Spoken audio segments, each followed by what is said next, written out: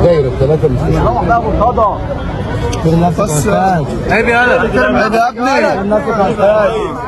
هاتوا ده هاتوا نسمع بس هو عايز ياخد قلم على وشه. ايوه ممكن انت هاتولي الفرصه دي. اهلاوي كمل يا ثانيه ثانيه واحده يا ابني. اللي بيقول لي روح مستني تليفون امك.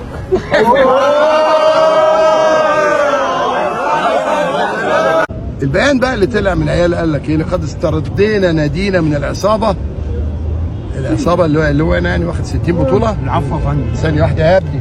وحضرتك تعالى جاوب عفوا ايه؟ هم قالوا كده ورحمه امي اللي دخلكم جحور تاني. تمام؟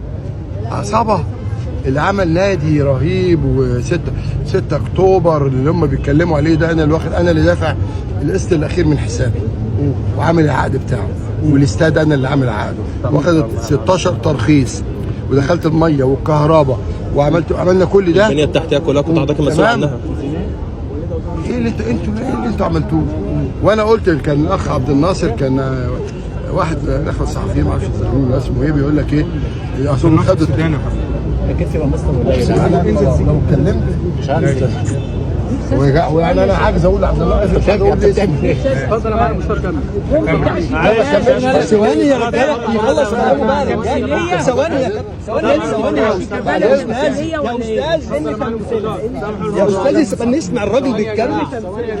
تمام خلاص يا عم. الاصابه اولا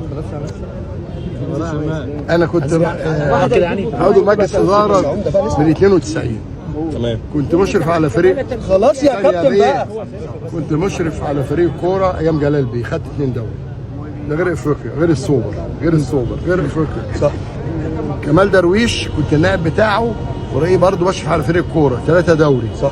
ركز معايا وافريقيا وكل ده